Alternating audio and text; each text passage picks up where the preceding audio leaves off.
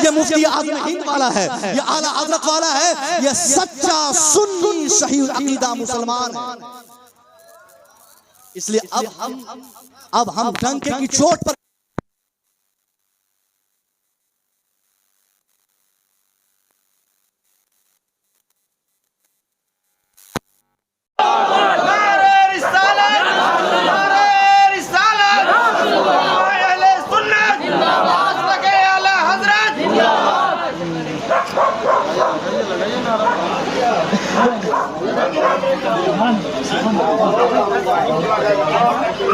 हमारी पहचान है। अगर कोई बोले कि हुजूर मुफ्ती आज़म हिंद ने फरमाया है कि ये गैरों का दिया हुआ खिताब है, टाइटल है, हमें इस्तेमाल नहीं करना है, सरकार ताजुल शरिया ने फरमाया कि हमें इस्तेमाल नहीं करना है, सारी बातें सही है, मगर अब जरूरतन हमें इस्तेमाल करना ही करना है, क्योंकि ये हमारी पहचान है, ये इम्तियाज के लिए, ये एक डिफरेंस के लिए, ताकि समझ में आ जाए कि ये सुन्नी किस डिपार्टमेंट का है, किस ताल्लुक से है, किस हवाले से ये अपने को सुन्नी कहता है। तो जब आदमी अपने को बरेलवी कहता है, इसका मतलब बरेलवी कहने वाला ये नहीं कि बरेलवी कहने वाला केचोचा वाला नहीं हो सकता, नहीं, बरेलवी कहने वाला केचोचा का भी, केचोचा की भी इज्जत करता है, उसकी भी मोहब्बत उनके दिल में है, बिदाइयों की भी मोहब्बत उनके दिल में है। हम आला हज़रत वाले हैं, गोया हम मखदूम समना वाले, हम आला हज़रत वाले हैं, गोया हम महारारा वाले भी हैं, हम आला हज़रत वाले हैं, हम गरीब नवाज वाले भी हैं, हम आला हज़रत वाले हैं, हम गौस पाक के भी मानने वाले हैं। आला हज़रत का मानने वाला हर खानका को, जो सुन्नी सही अकीदा, जो हमारी जमात की खानकाएं हैं, जो वहाँ के पीरान है, वहाँ के मशाइख है, हर एक की इज्जत करने वाले हैं। इसलिए तो हम कहते हैं कि हम आला हज़रत वाले हैं, क्योंकि आला हज़रत वाला एक टाइम पे जो अपने को आला हज़रत वाला कहता है वही मखदूम समना वाला है। मैं नहीं मानता ऐसा किसी आला हज़रत कहने वाले को जो अपने को आला हज़रत वाला कहे और उनके दिल में मखदूम समना की बगावत हो, वो आला हज़रत वाला नहीं हो सकता। आला हज़रत को मानने वाला अगर वो अजमेर के बादशाह के बारे में, गरीब नवाज के बारे में अगर वो कुछ गलत बोलता है या ख्याल करता है, तो खुदा की कसम वो आला हज़रत वाला नहीं हो सकता, वो मसलक के आला हज़रत वाला नहीं हो सकता। आला हज़रत वाला, मसलक के आला हज़रत वाला अगर उनके दिल में हुब्बे अली नहीं होगी, मोहब्बत अली नहीं होगी, तो मैं समझता हूँ कि आला हज़रत वाला नहीं, वो मसलक के आला हज़रत वाला नहीं। एक ही नारा मसलक के आला हज़रत का कितनी बीमारियों से हमको बचा देता है। आला हज़रत की बात करने से कितने टेंशन से हम मुक्त हो जाते हैं। आज की तारीख में आला हज़रत का नारा कादियानी नहीं लगा सकता, आला हज़रत का नारा वहाबी नहीं लगा सकता, आला हज़रत का नारा देवबंदी नहीं लगा सकता, आला हज़रत का नारा गैर सुन्नी नहीं लगा सकता। सिर्फ आला हज़रत के नारे से खवारिज भी खारिज हो जाते, नासबी भी खारिज हो जाते, कादियानी भी खारिज हो जाते, वहाबी भी खारिज हो जाते, देवबंदी भी खारिज हो जाते। सिर्फ आला हज़रत की आप बात करते हैं तो आप नासबी नहीं हो सकते, आप खारजी नहीं हो सकते, आप कादियानी नहीं हो सकते, आप वहाबी नहीं हो सकते, आप देवबंदी नहीं हो सकते। तो क्यों ना आसानी की राह हमवार की जाए कि चुपचाप मसलक के आला हज़रत को मानते हुए नासबियत से बच जाया जाए, खारजियत से बच जाया जाए, वहाबियत से बच जाया जाए, और तमाम औलिया और सालिहीन की मोहब्बत, सिद्दीक की मोहब्बत पैदा हो जाए, अली की मोहब्बत पैदा हो जाए, साहब की मोहब्बत पैदा हो जाए। फिर उसी जमात को आज की तारीख में उलमा के मुताले के बाद उलमा ने जो कहा है कि आप उस जमात को इम्तियाज के लिए सुन्नी सही अकीदा जमात नहीं, अहले सुन्नत वल जमात नहीं, बल्कि उस जमात को मसलक के आला हज़रत हम थे, सिर्फ सुन्नी थे। कब?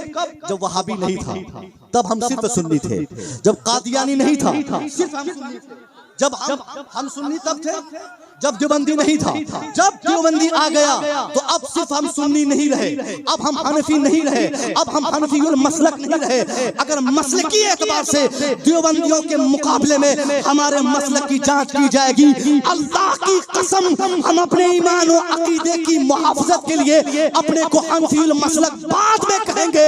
आज की तारीख में देवबंदियों की तुलना में हम अपने को मसलक के आला हज़रत वाला कहेंगे, ताकि इससे स्पष्ट हो जाए कि हम आला हज़रत वाले हैं, गोया हम ही सच्चे पक्के वफादार हनफी मसलक वाले। माशाअल्लाह माशाअल्लाह, नारे तकबीर, नारे रिसालत, मसलके आला हज़रत फैज़ान सरकारे सुरकाही, सरज़मीने गनीपुर बेझा, फैजाने औलिया कॉन्फ्रेंस। अगर कोई अपने को मसलक के आला हजरत वाला कहता है तो इसका मतलब ये नहीं कि वो इमाम आजम के मसलक का मुनकिर है, नहीं, सही मार्ग और सही पैटर्न पर मसलक के इमाम अहमद, मसलक के इमाम आजम को मानने वाले ही को मसलक के आला हजरत कहा जाता है।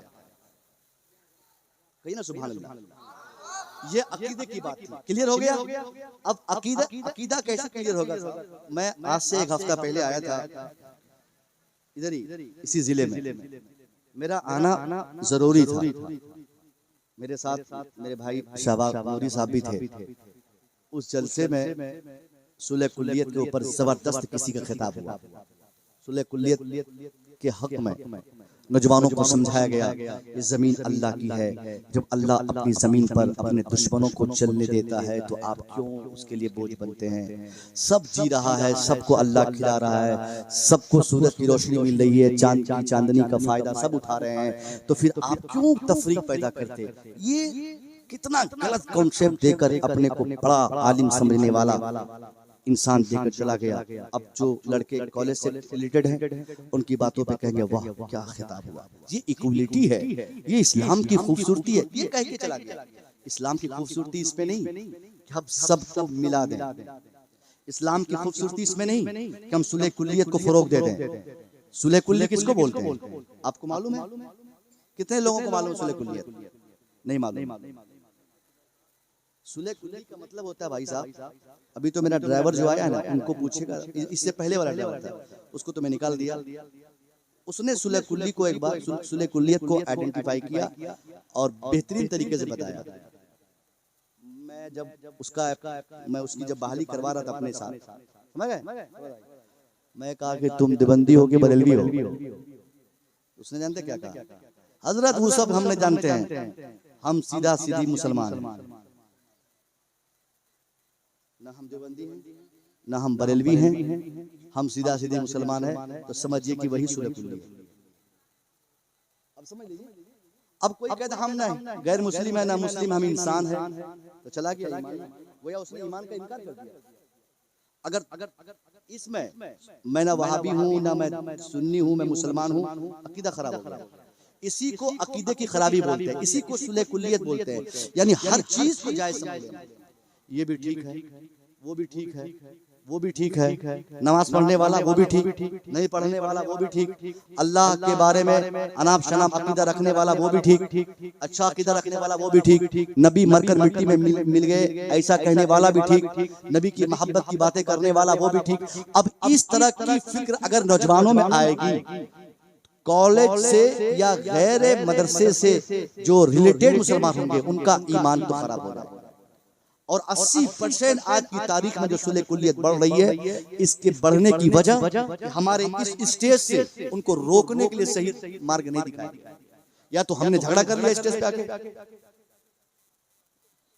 अक्सर 75% तो हमारे जलसों का इस्तेमाल झगड़ों के लिए हो रहा है, उसके खिलाफ बोल देना, उसके खिलाफ बोल देना, उसके खिलाफ बोल देना।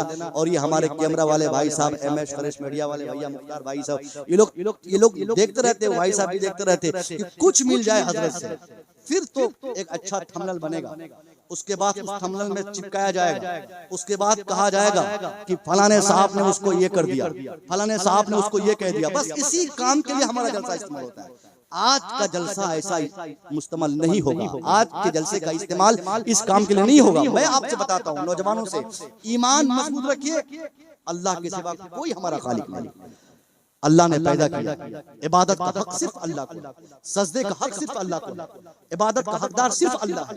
अल्लाह के ताल्लुक से ये अकीदा रखना ईमान वालों के लिए जरूरी है। हमारी पेशानी अल्लाह की, हमारा दिल मुस्तफा की बारगाह में झुके, हमारी पेशानी रब की बारगाह में झुके। हमें अल्लाह ने पैदा किया, रिस्क हमें अल्लाह देता है, अल्लाह हमारा मालिक है, अल्लाह हमारा खालिक है। ये अकीदा आप अपने दिमाग में बिठा लें। उसके बाद मोहब्बत रसूल के तनाजुर में जो आज सुन्नी गैर सुन्नी की बातें होती, ये चीज समझना जरूरी है कि आज की तारीख में हमको मसले के आला हजरत वाला बनकर रहना है। अब एक आपको बताऊं, आला हजरत ने 100 से ज्यादा उलूम व फनून पर आपने काम किया, 100 से ज्यादा। जानकारी कितने उलूम की थी?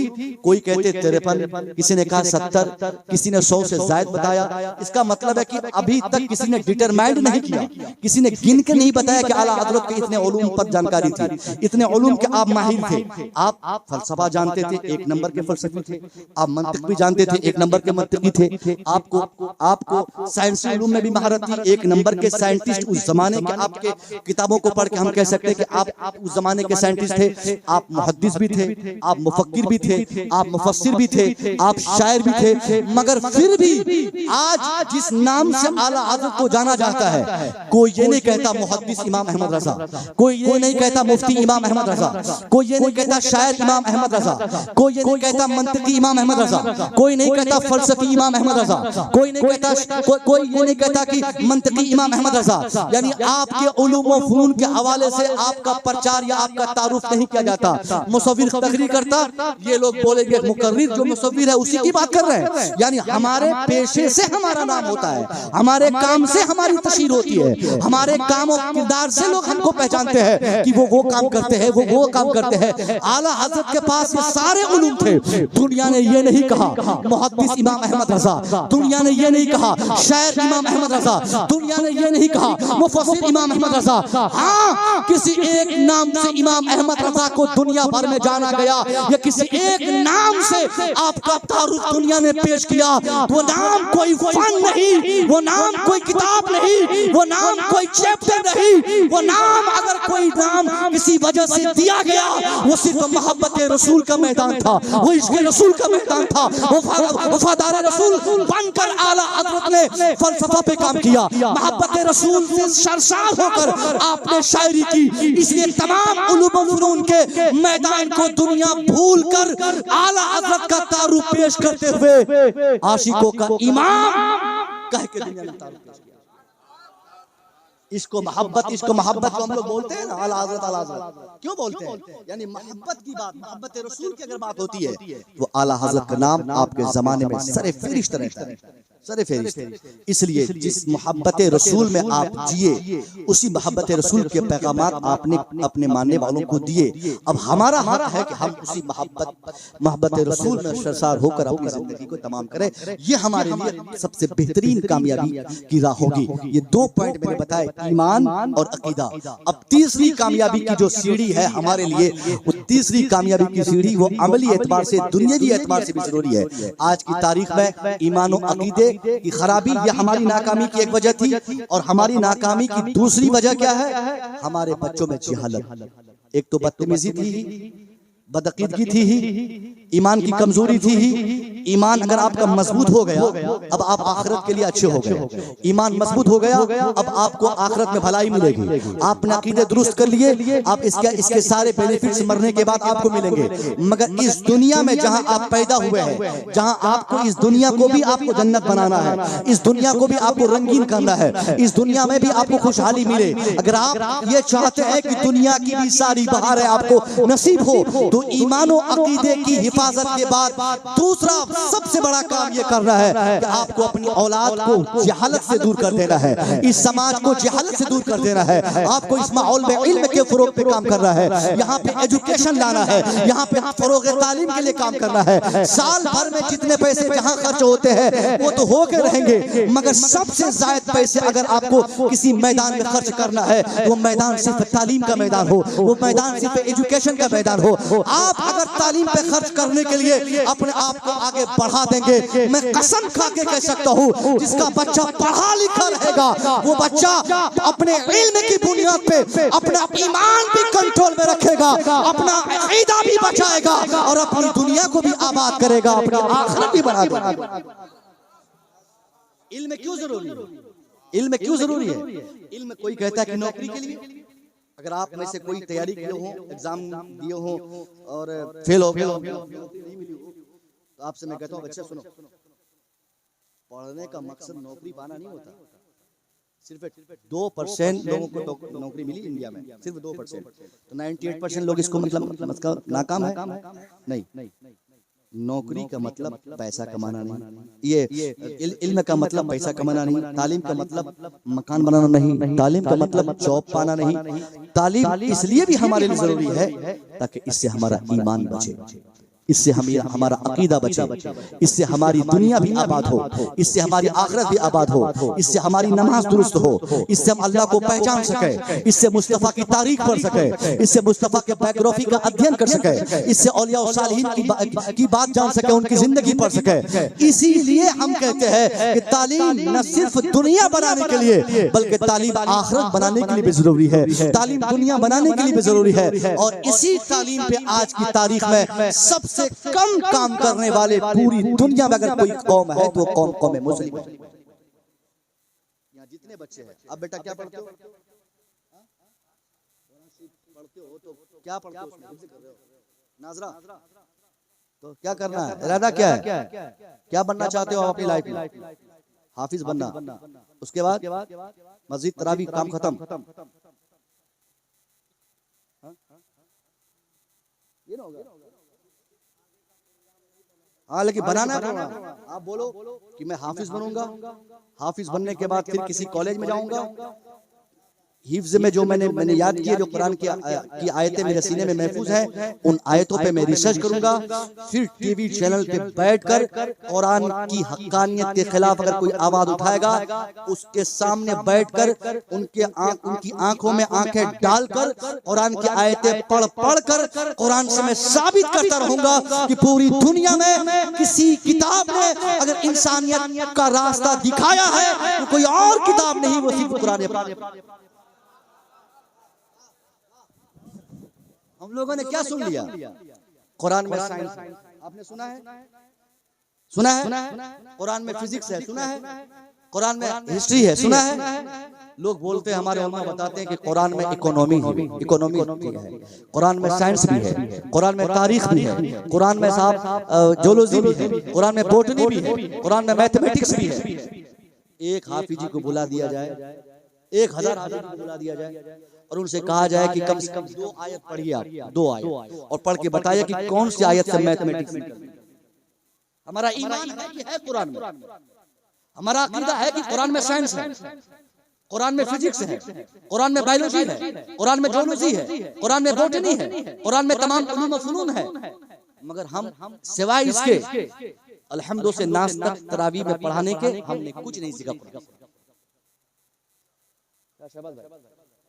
इसके अलावा हमारा शौक ही नहीं, हमारा दिमाग ही वहां तक नहीं जाता कि कुरान का मकसद तरावी पढ़ाना नहीं है। बहुत सारे बच्चे हाफिज बन जाते, किसी के बच्चे अगर आप में से बनते हो तो सुन लीजिए, आपका बेटा हाफिज बन जाए तो ये आपने बड़ा काम नहीं किया। हाफिज गैर भी बन रहे हैं, आपके बच्चों से ज्यादा कुरान को हिफ्ज करने की होड़ अमेरिका और यूरोप में, वहां के काफिर इस्लाम दुश्मन कुरान दुश्मन ही कुरान को हिफ्ज किए हुए हैं। कुरान का हक ये नहीं कि उसको हिफ्ज कर लिया जाए, कुरान का हक ये है कि उसको हिफ्ज भी किया जाए, उसे सीनों में महफूज भी किया जाए, उस पर अमल भी किया जाए और उसके मजाज को दुनिया को बताया भी जाए। ये कुरान पूरे कुरान को याद करना जरूरी नहीं है, मगर पूरे कुरान पर अमल करना जरूरी है। समझ रहे हैं? कुरान की हक़ानियत को दुनिया में बताना, और कौन बताएगा? वही हाफिजी से ये उम्मीद की जा सकती है ना, आलिमों से ये उम्मीद की जा सकती है। इसलिए हम अपना मजाज बदल दें, हम हिफ्ज़ करें तरावी के लिए नहीं, आलिम बने जलसा के लिए नहीं, मौलाना बने नमाज अजान के लिए नहीं। नमाज अजान तो हम करेंगे ही, ये हमारा काम है, ये हम नहीं करेंगे तो कौन करेगा? मगर इसके अलावा भी दुनिया को बहुत सारी उम्मीदें हमसे वाबस्ता है। हम खुलकर मैदान में आ जाए, हम अपनी बात दुनिया को बताएं, हम दुनिया को समझा दें। औरतों की इज्जत की बात आज हो रही है, औरतों की इज्जत की बात नहीं होती। लोग बोलते हैं कि इस्लाम ने औरतों के हुकूक पायमाल किए, मगर खुदा की कसम इस्लाम ने ही औरतों के हुकूक दिलाए। लोग कहते हैं कि बेटियों के हुकूक इस्लाम नहीं देते, मगर सच्चाई है कि इस्लाम ने ही बेटियों के हुकूक दिए। दुनिया ने ये हवा उठा दी कि इस्लाम तहजीब की बात नहीं करता, तमद्दुन की बात नहीं करता, सकाफत की बात नहीं करता, इंसानियत की बातें नहीं करता, हुकूक की बातें नहीं करता, ह्यूमन राइट्स की बातें नहीं करता। मगर आप अगर कुरान पढ़ने वाले होंगे, कुरान पढ़कर एक आयत पढ़कर दुनिया को बता पाएंगे कि आज तक की दुनिया की तारीख में बेटियों को बचाने का, औरतों को सम्मानित करने का, इंसानी हुकूक देने और दिलाने का, इंसानी खून की हिफाजत का आज तक की दुनिया की तारीख में मजहब के तनाजुर में किसी मजहब ने सबसे पहले और सबसे ज्यादा आवाज लगाई है। वो कोई और मजहब नहीं, वो मजहब इस्लाम है। दुनिया को बताया ये काम हमारा है। आप पढ़ें, खूब मेहनत से पढ़ें। अगर कोई स्कूल में पढ़ता आप क्या पढ़ते हैं? ये गलत है, ये गलत है। क्यों नहीं पढ़ते आप? आपके ड्रेसेस, आपके कपड़े, आपके चेहरे से मुझे लगता है कि आप अच्छे घर के हैं। क्या मजबूरी रह गई? या तो वातावरण में ले डूबा, माहौल ने। एक बच्चे की बात नहीं कर रहा, ऐसे बहुत, अभी मैं नाम लेके नहीं जानता, लेकिन मैं शक्ल समझ रहा हूँ कि कौन नहीं पढ़ रहा, कौन नहीं पढ़ रहा। बताइए, ऐसे ही बच्चों से समाज, हर समाज का नौजवान जो समाज का मुस्तकबिल होता है, और नौजवान जब समाज के मुस्तकबिल है और जिस पर जो समाज का मुस्तकबिल है वही जाहिल है, फिर समाज कैसे बनेगा? इस्लाम कैसे आगे बढ़ेगा? हमारी उम्मीदों की तकमील कैसे होगी? हमारा माशरा कैसे बनेगा? इसलिए ये समाज पर जुल्म दर जुल्म है, ज्यादती दर ज्यादती है। हमारा जालिम, हमारा दुश्मन, वो दुश्मन उतना बड़ा दुश्मन नहीं जो हमें मारने मिटाने की बातें करता और मारता मिटाता है। हमारा दुश्मन हमारे समाज के वो गार्जियन है जो अपने 15 और 20 साल के बच्चों को तालीम से अलग करके उसको कमाने के लिए दिल्ली और पंजाब भेजते हैं। ऐसे गार्जियन सबसे बड़े समाज के जालिम और जाबिर हैं, जो मैट्रिक कराने से पहले बेटे को दिल्ली भेजा, जो इंटर से पहले बेटे को कलकत्ता भेजा। आपका बेटा चप्पल फैक्ट्री का मालिक बन जाए, कोई फर्क नहीं पड़ने वाला। पैसे से इस्लाम आगे नहीं बढ़ा है। अगर आज चप्पल फैक्ट्री का मालिक बनेगा, वो जाहिल रहेगा, तो 5 साल के बाद वो फैक्ट्री बेच भी सकता है। इसलिए फैक्ट्री का मालिक बनाने से पहले, बेटे को कलकत्ता भेजने से पहले, बच्चे को दिल्ली रवाना करने से पहले अपने बेटे की तालीमी सूरत हाल मजबूत हो जाए। बहुत जबरदस्त तालीम उनको दे दे, अच्छी तालीम दे दे, ताकि दुनिया में कोई उनकी कुछ न बिगाड़ सके, और कोई उनको मिटाना चाहे तो मिटा ना सके। ये मेरा पैगाम, सबसे बड़ा पैगाम। मैं उम्मीद करूंगा कि आप ये समझेंगे कि अपनी सारी ताकत झोंक कर आप अपने बच्चों को पढ़ाएं, सारी ताकत झोंक कर। 5 साल आप 5 साल पढ़ने पे दे देना। ये समस्तीपुर जिला, अभी बताता हूँ। आप बोलते हैं हजरत कितना पढ़ाएंगे, पढ़ाते हैं तो नौकरी नहीं मिलती है, और ये लोग हमारे बच्चों को मुसलमान समझ के छाड़ देते हैं। ये गलत कॉन्सेप्ट मुसलमानों के दिमाग में कि मुसलमान समझकर हमको कोई कामयाब होने नहीं देता। समस्तीपुर जिले में हमारा दोस्त शाहिद राही इस्माइल, यूपीएससी क्रैकर, यूपीएससी पास करने वाला शाहिद रजा इस्माइल ऑफिसर है। आपको देखकर हम शक कर सकते हैं कि आप मुसलमान हैं या नहीं है, क्योंकि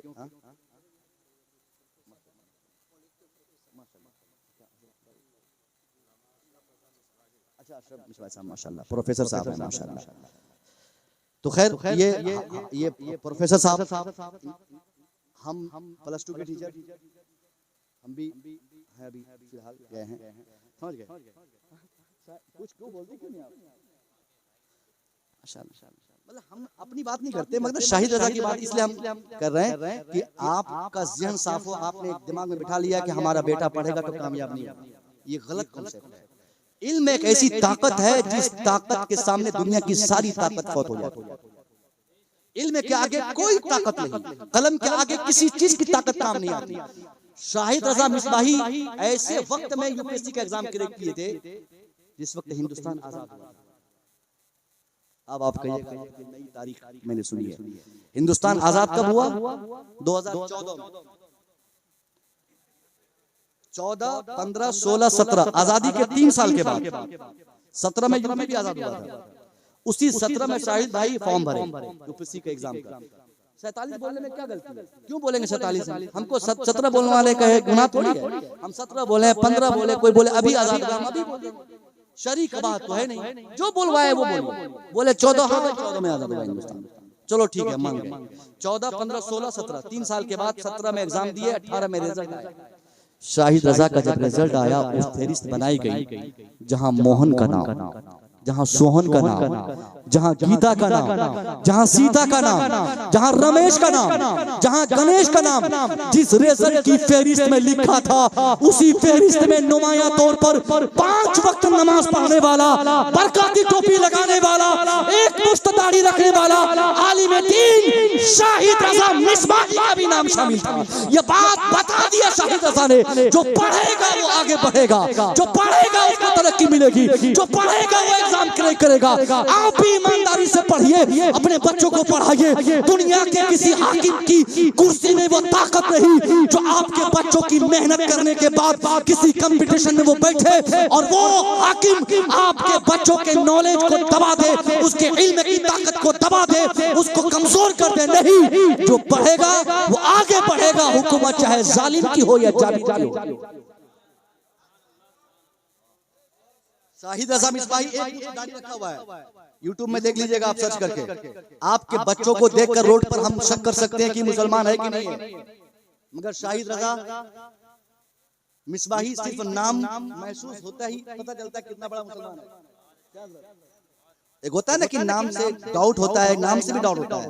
गुड्डू, चुन्नू, पप्पू, ये सब नाम है ना हमारे बच्चों के। हमारे ड्राइवर साहब समझ गए, उन्होंने कहा नाम बदलो यार। तुम बोला अब क्या बदले, अच्छे हो गए, अब क्या बदले, आधार कार्ड में चला गया PAPU, यही सब। हमारे बच्चों के नाम तो नाम से शक होता है, मगर शाहिद रजा का ओरिजिनल नाम शाहिद रजा मिसबाही। आप नाम भी और चेहरे देखिए, माशाल्लाह, बरकाती टोपी लगा के ऑफिस में बैठते हैं। इसलिए आप ये सब भरम में मत रहिए कि आपके बच्चों को कामयाबी नहीं मिलेगी। आपका काम सिर्फ तवज्जो देना तालीम पर, सिर्फ पढ़ाई पे फोकस करना। अगर आपने तालीम पे फोकस किया, बच्चों को पढ़ाया ईमानदारी से, जमीन बेच के, मकान बेच के, खेत बेच के, जेवरात बेच के सारी ताकत झोंक दी, कुछ भी नहीं रहेगा आपके पास। तो क्या हुआ, 5-10 साल के बाद अगर जमीन मकान बेच के भी आपने बच्चों को पढ़ाया है, आपको मौत आएगी, आप मर जाएंगे, मगर अपनी कब्रों से आप मुलाहाजा करेंगे कि जिस बच्चे के लिए आपने सब कुछ दांव पे लगाया था, वही बेटा पढ़ लिख कर झोपड़पट्टी में रह के ऐसी तरक्की किया कि उसी झोपड़पट्टी के सामने एक शानदार महल तामीर। दुआ है मौला तबारक ताला बोलने में मुझसे, सुनने में आप सामीन से जो खता हुई हो अल्लाह इसे दरगुजर फरमाए। इंशाअल्लाह अब हमारे ताजुद्दीन भाई हैं, अजमत भाई हैं,